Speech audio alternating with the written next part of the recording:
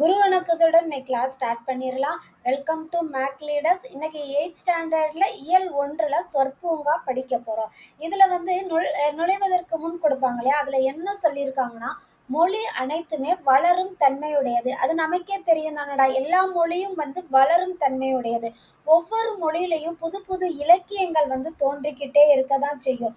புது இலக்கியங்களா இருக்கட்டும், நமக்கு புது சொற்களா இருக்கட்டும், எல்லாமே தோன்றிதான் வரும். இப்போ ஒரு மரத்துல இருந்து அடிக்கிளையில இருந்து பல கிளைகள் வந்து உருவாகுது இல்லையா, அதே போல ஒரு சொல்ல இருந்து பல சொற்கள் உருவாகுது இல்லையா, அதுதான் ஒரு மொழியோட வளர்ச்சியோட அடையாளம். சரியா? அடிச்சொல்ல இருந்து பல சொற்கள் வந்து உருவாகுது. சரியா? தமிழ் எழுத்துல அதுதான் ஓரெழுத்து ஒரு மொழி அப்படின்னு சொல்லுவாங்க. அந்த ஓரெழுத்து ஒரு மொழியோட அர்த்தம் என்னன்னா, இந்த கீழே பிடிச்சிருக்கு இல்லையா, அந்த ஃப்ளார்ல ஒரு குட்டி குட்டி லெட்டர்ஸ் கொடுத்துருக்காங்க இல்லையா, அதை பொறுத்தவரையும் நம்மளை பொறுத்தவரையும் அது ஒரு எழுத்துனா தெரியும் தானே, ஒரு சிங்கிள் லெட்டர் தான் எழுத்து இல்லையா, அதுதான் இங்க கொடுத்துருக்காங்க. இப்போ பூவா இருக்கட்டும், பாவா இருக்கட்டும், தை, தீ, மை அப்படின்னு கொடுத்துருக்காங்க. பூனா என்னடா, மலர்தல்னு அர்த்தம். மலர், பூனா என்ன, மலர். அது ஒரு எழுத்து தான். பூன்றது ஒரு எழுத்து தான். ஆனா அது வந்து ஒரு சொல்ல உருவாக்குது இல்லையா, மலர்ன்றது ஒரு சொல். அந்த சொல் வந்து பொருள் தருது. மலர்னாலுமே ஒரு சொல் தருது. அதே இது பூ அப்படின்றப்பையும் அது ஒரு பொருள் தருது. இந்த ஒரு எழுத்து வந்து ஒரு பொருள் தருது. ஓர் எழுத்து ஒரு மொழி. ஒரு எழுத்து ஒரு மொழியாக உருவாகிறது. மொழியோட இன்னொரு அர்த்தம் என்ன, எல்லாரும் சொல்லுங்க. தெரிஞ்சவங்க வந்து கமெண்ட்ஸ் பண்ணுங்க. மொழினா என்ன? மொழியோட அர்த்தம் வந்து, மொழியோட இன்னொரு வார்த்தை என்னன்னா சொல். மொழினா என்னது? சொல். சரியா? அப்ப இந்த ஒரு மொழி வந்து ஒரு சொல்லா மாறுது. ஓரெழுத்து ஒரு மொழி. அதே போல தைன்னு கொடுத்துருக்காங்க. தைன்றது தைத்தல்ன்ற வார்த்தையை தான் தை. அதே போல மை. மைன்னா அஞ்சனம், நம்ம கண்ணுக்கு போடுவோம் இல்லையா மை, அது பேரு தான் மை, அஞ்சனம். தீன்னு ஒரு எழுத்து, அதோட அர்த்தம் என்னன்னா நெருப்பு அப்படின்ற ஒரு சொல். வானா தெரியும், வா அப்படின்னா அழைக்கிறது. வானா அழைப்போம்ல, அழைத்தல். அது வந்து வான்றது ஒரு சிங்கிள் ஒரு எழுத்து, ஆனா அது வந்து சொல்லா வரும்போது அழைத்தல், ரெண்டுமே ஒரே மீனிங் தான். ஒரு சொல் ஒரு பொருளை கொடுக்குது. அதுதான் இந்த ஓரெழுத்து ஒரு மொழி. தமிழை பொறுத்தவரையும் ஓரெழுத்து ஒரு மொழின்றத வந்து யார் சொல்லியிருப்பாங்கன்னா, மொத்தம் தமிழ்ல ஓரெழுத்து ஒரு மொழி 42 இருக்கும். அதுல 40 எழுத்து வந்து நெடில் எழுத்துக்களா இருக்கும். நெடில்னா தெரியும் தானே இல்லையா, நெடில் எழுத்துக்களா இருக்கும். ரெண்டே ரெண்டு மட்டும்தான் குறில் எழுத்துக்கள் இருக்கும். இந்த ரெண்டு குறில் எழுத்து எதுன்னு பார்த்தோம்னா, நோ. நோ சொல்லுவோம்ல, நோ. நோவும் இன்னொன்னு தூ. தூ, துயில் சொல்லுவோம்ல, தூ. அந்த தூவும், இந்த ரெண்டு மட்டும்தான் குரில். மற்ற 40 எழுத்துமே என்னதுன்னா நெடில். இதை வந்து நன்னூல் இருக்கு இல்லையா, நன்னூல்ல பவனந்தி முனிவர் இருக்கார் இல்லையா, அவர் தான் சொல்லியிருப்பாரு இந்த 42 தான் ஓரெழுத்து ஒரு மொழி அப்படின்னு சொல்லியிருப்பாரு. இந்த 42 லெட்டர்ஸ் என்ன என்ன எந்த வரிசையில வருது அப்படின்னு நம்மளோட கிளாஸ்ல பார்ப்போம். இந்த கான்செப்ட் புரிஞ்சாலே இந்த லெசன் வந்து உங்களுக்கு ஈஸியா அண்டர்ஸ்டாண்ட் ஆயிரும். ஒண்ணுமே கிடையாது. இதுல ஓரெழுத்து ஒரு மொழி மொத்தம் எத்தனை இருக்குன்னா 42 இருக்குன்னு சொல்லணும்.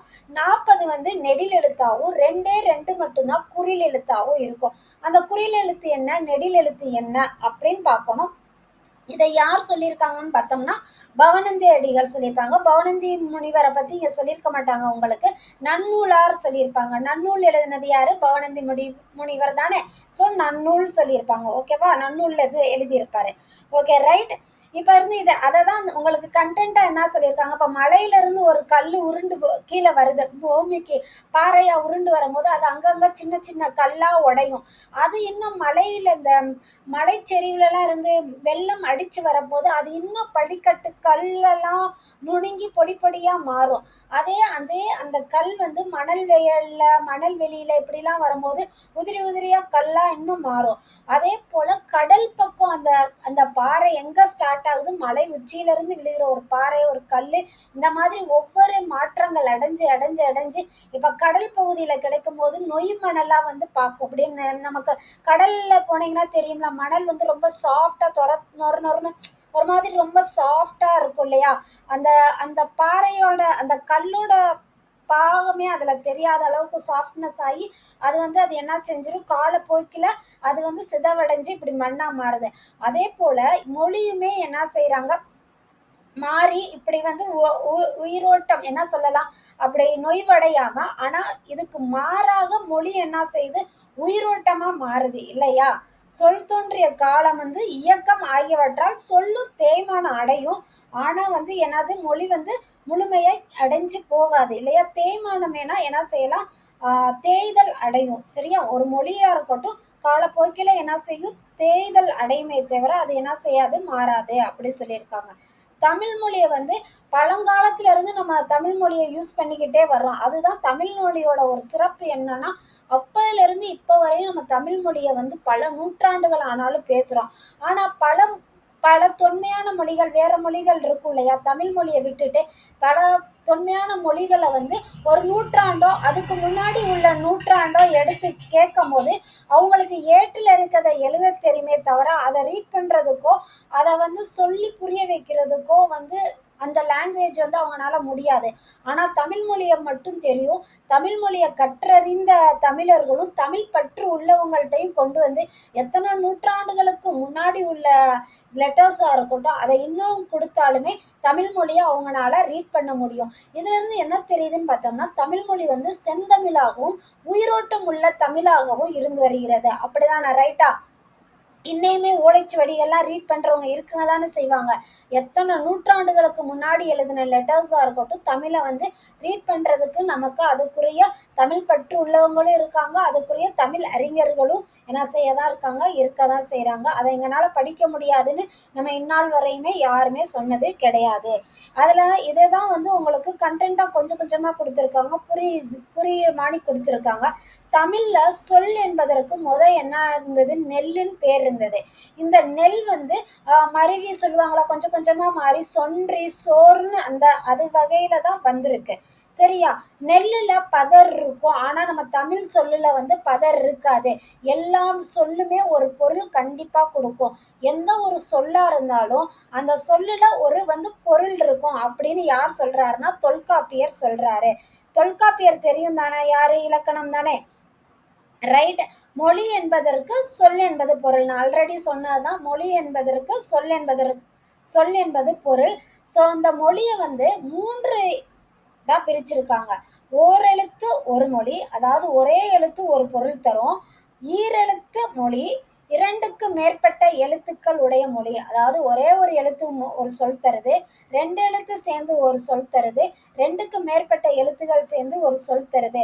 அதை தான் இந்த 3 மொழியா சொல்லியிருக்காங்க. ஓரெழுத்து மொழி, ஈரெழுத்து மொழி, 2க்கு மேற்பட்ட எழுத்துக்கள் உடைய மொழி. ஓரெழுத்து ஒரு மொழியை என்ன சொல்றாங்கன்னா, தொல்காப்பியர் இருக்கார் இல்லையா, அவர் என்ன சொல்லிட்டாருன்னா நெட்டெழுத்துக்கள் 7 ஓரெழுத்து ஒரு மொழி அப்படின்னு சொல்றாரு. யாரு? தொல்காப்பியர். நெட்டெழுத்துக்கள்னா உங்களுக்கு என்ன, சரி ஓகே, இதை கவனிங்க. நெட்டெழுத்துக்கள் 7 ஓரெழுத்து ஒரு மொழி சொல்றாரு. குற்றெழுத்துக்கள்னா தெரியும்ல, நெட்டெழுத்துக்கள்னா நெடில் எழுத்துக்கள், குற்றெழுத்துக்கள்னா குறில் எழுத்துக்கள். ஓகேவா? இந்த குற்றெழுத்து 5ம் மொழி நிறைவு இயலவே, அதாவது மொழியை வந்து நிறைவு செய்ய முடியாது அப்படின்னு சொல்றாரு. அப்ப நமக்கு ஒரு டவுட் வரும், நெட்டெழுத்துக்கள் 7 அப்படின்னா நெட்டெழுத்துக்கள் 7னா இந்த அ ஆ இ ஈல வருது இல்லையா, உயிரெழுத்துக்கள்ல வர்ற 7 மட்டுமா, இல்ல உயிர்மெய் எழுத்துல சேர்ந்து வர்ற நெட்டெழுத்துக்கள் 126 இருக்கு இல்லையா, அதுவும் சேர்ந்ததுதான் நெட்டெழுத்துக்கள்னு தொல்காப்பியர் கூறுறாரா அப்படின்ற டவுட் வரும். அதனாலதான் தொல்காப்பியர் அதை வந்து உயிரெழுத்துக்களோ உயிர்மெய் எழுத்தோ சொல்லாம எப்படி சொல்றாருன்னு பாருங்களேன். இந்த உயிர் நெடில் எழுத்து என்றோ உயிர்மெய் நெட்டெழுத்து என்று கூறாமல் நெட்டெழுத்து என்று மட்டும் கூறுறாரு. அதை என்ன சொல்றாரு, அவர் உயிரெழுத்துல உள்ள நெட்டெழுத்துன்னு சொல்லல, உயிர்மெய் எழுத்துல உள்ள நெட்டெழுத்துன்னு சொல்லல, அவர் மொத்தமா என்ன சொல்லிட்டாரு, நெட்டெழுத்து அப்படின்னு சொல்லிட்டு போறாரு. தமிழ்ல முதல்ல வந்து நெட்டெழுத்து வரலாம், இல்லைன்னா இடையில், இல்லைன்னா இறுதியில். இந்த மாதிரி வரம்பு, அதுக்குன்னு ஒரு வரம்பு இருக்கும், அந்த இடத்துல மட்டும்தான் அது என்ன செய்யும், வரும் அப்படின்னு சொல்லியிருக்காங்க. ஓகே. உயிர் எழுத்து வரிசையில உயிர் வரிசை இருக்கு இல்லையா, 6 எழுத்துக்கள். மா வரிசை இருக்கியா, மா வரிசை, த வரிசை, பா வரிசை, அதுல எந்தெந்த வரிசையில எத்தனை லெட்டர்ஸ் இருக்கு அப்படின்னு சொல்றதுதான் என்ன சொல்லியிருக்காங்க, அந்த கீழே கொடுத்துருக்காங்க இல்லையா. உயிர் எழுத்துல 7 சொன்னாரா, ஆ இ உ ஏ ஐ ஓ, ஓகேவா? மா வரிசையில மா, மீ, மூ, மே, மை, மோ இந்த மாதிரி எந்த வரிசையில எத்தனை லெட்டர்ஸ் இதெல்லாம் ஓரெழுத்து ஒரு மொழி. இந்த 42 லெட்டர்ஸ் சொன்னோம் இல்லையா? அதுல நெட்டெழுத்து இல்லையா? நெடில்ல வர்ற இது எல்லாமே நெடில் தான். ஒண்ணே ஒன்று 2 சொன்னேனா? 2 எழுத்து மட்டும் குறில் எழுத்து வரணும். அந்த குறில் எழுத்து இதுதான். நோ அண்ட் து. சரியா? இது 2 மட்டும்தான் குறில் எழுத்து. மீதி எல்லாம் அந்த 40மே நெடில் எழுத்து தான். ஓகேவா? இதை வந்து நீங்க கண்டிப்பா டிஎன்பிஎஸ்சி படிக்கிறவங்களாம் அதை நோட் பண்ணிக்கோங்க. உங்களுக்கு எந்த வரிசையில எந்த எழுத்தெல்லாம் கேட்பாங்க. மேபி இதோட அர்த்தமும் கேட்பாங்க. சரியா? இதெல்லாம் 7th ஸ்டாண்டர்ட்ல இதோட அர்த்தம்லாம் என்ன அப்படின்னு பார்த்துருப்போம். சொன்னேன் இல்லையா? மைனா அஞ்சனம், வானா அழைத்தல், போனா செல், கைனா ஒழுக்கம், தைனா தைத்தல். சரியா? அந்த மாதிரி வரும். தொல்காப்பியர் நெடிநாள் பின்னை தோன்றிய நன்னூலார் அதை தான் சொல்றாங்க. நோ து இதெல்லாமே உயிர்மெய் எழுத்துக்களும் ஓரெழுத்து ஒரு மொழின்னு சொல்றாரு. அவருக்கு பின்னாடி வந்த நன்னூலார் சொல்றாங்க. சரியா? பூ என்பது ஓரெழுத்து ஒரு மொழி. அதோட கா சேர்க்கும் போது பூங்கா, இந்த 2ஐயும் சேர்க்கும் போது பூங்கான்னு ஆகுதா? சரியா? அதுவும் வந்து ஒரு சொல் தான் இல்லையா? யா என்பது ஒரு வினா. யாது, யாவர், யாவன், யாது, யாங்கு, யார் என்றெல்லாம் வினாவுக்கு முன் வந்து நிற்கும் எழுத்து யாதானே. ஒரு வினா தோன்றதுக்கு முன்னாடியா வைக்கிறதுக்கு என்ன எழுத்து சேர்ப்போம்? யாது, யார், யாவர். கொஸ்டின்ல நமக்கு முடியும் போது யார், இந்த நூலை எழுதியது யார் அப்படின்னு கேட்பாங்களா? யார், யாருன்றது யான்றது ஒரு வினா தோன்றதற்கு முன்னாடி வர்ற ஒரு எழுத்து. அதை தான் அந்த இடத்துல சொல்லியிருக்காங்க. சரியா? இப்போ இந்த ஆ, மா, நீ, பி, ஊ, சே, தே இந்த எழுத்தெல்லாம் வந்து ஓரெழுத்து ஒரு மொழி.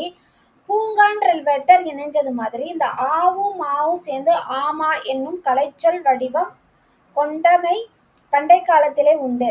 காட்டு பசுவுக்கு ஆமா என்று பெயர். இப்போ ஆவும் மாவும் சேருது, 2 ஓரெழுத்து ஒரு மொழி சேர்ந்துட்டு ஆமான்னு ஆகுது. ஆனா காட்டு பசுவுக்கு அந்த காலத்துல ஆமான்னு பேர் இருந்திருக்கு. இதை என்ன சொல்றாங்க? அது வேற ஒண்ணுமே கிடையாது. அந்த மாதிரி இப்படி எல்லாம் இருந்ததே. மான்றது ஒரு ஓரெழுத்து ஒரு மொழி. மானா பெரிது, மிக பெரிது, அதான? அப்படி இருக்கு. பெரிது கூடும், அதாவது மா என்பது ஓரெழுத்து ஒரு மொழி. நாட்டில் உள்ள பெருமக்கள் இருக்காங்க இல்லையா? பெரிதும் கூடும் அவையே மாநாடு சொல்லுவோம். மாநாடுனா என்னது? நிறைய பேர் சேர்ந்து மக்கள்லாம் இருப்பாங்க, அதை தான் சேர்ந்து மாநாடு சொல்றாங்க. மான்றது ஓரெழுத்து ஒரு மொழி, மாநாடுன்னு மாறுது இல்லையா? பெரிய மக்கள் நிறைய மக்கள் தொகை இருக்க இடத்த என்ன சொல்லுவாங்க? மாநிலம்னு சொல்லுவாங்க. அதே மக்கள் பரப்பை உலக பெரும் பரப்பரவு இருக்கும் இல்லையா? அந்த இயக்கத்தை என்ன சொல்றோம்? மாநாளம் சொல்றாங்க.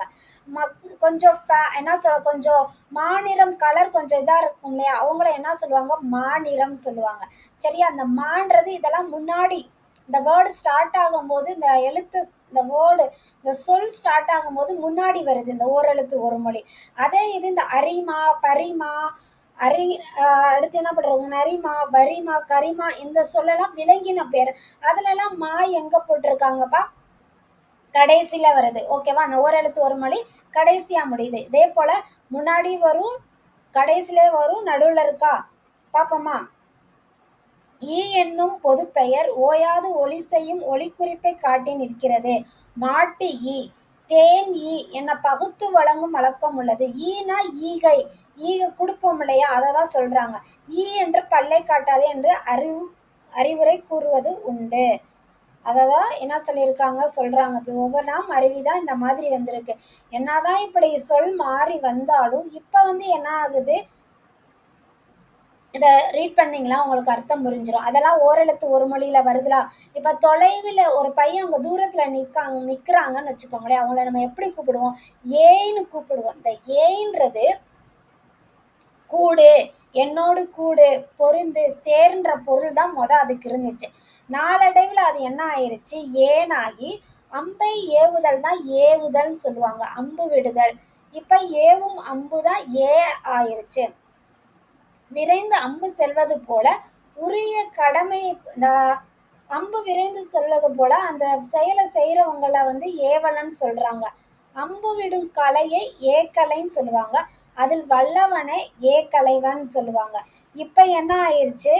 ஏவு என்னும் சொல் ஏ என்று ஆனது மட்டுமின்றி எய் எனவும் ஆயிற்று.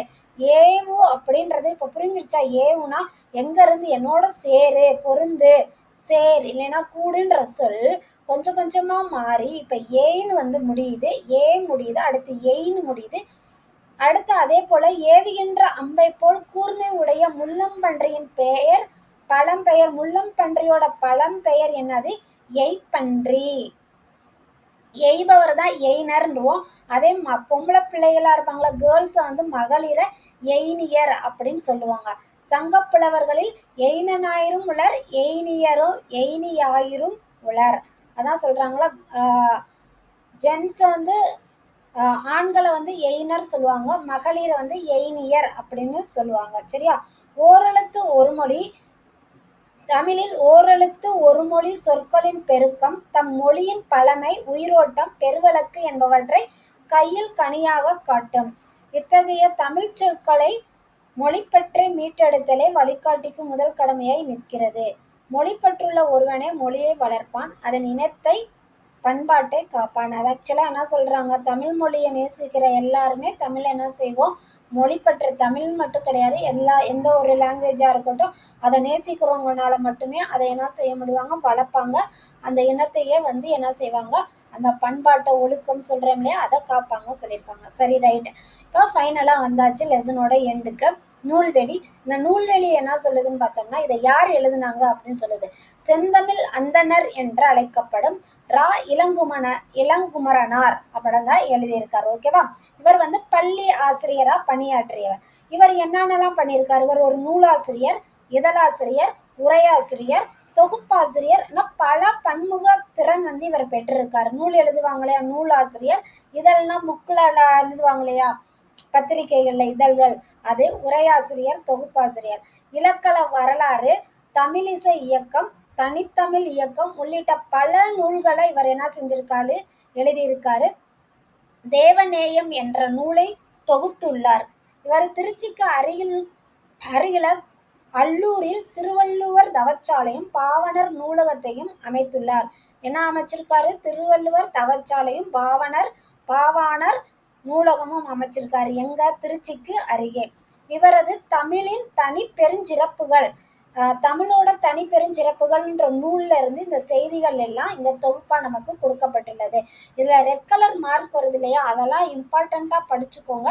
டிஎன்பி ஸ்டூடெண்ட்ஸுக்கு இதுல இருந்து கொஸ்டின்ஸ் மேபி கேட்க வாய்ப்புகள் இருக்கு. எப்பயுமே வந்து அண்டர்ஸ்டாண்ட் பண்ணி படிங்க, எல்லாமே புரியும். ஓகே, இந்த வீடியோ பிடிச்சிருந்துச்சுன்னா உங்கள் ஃப்ரெண்ட்ஸுக்கு ஷேர் பண்ணுங்கள், சப்ஸ்கிரைப் பண்ணுங்கள். நன்றி, வணக்கம். அடுத்த வீடியோவில் பார்க்கலாம். தேங்க்யூ, பாய்.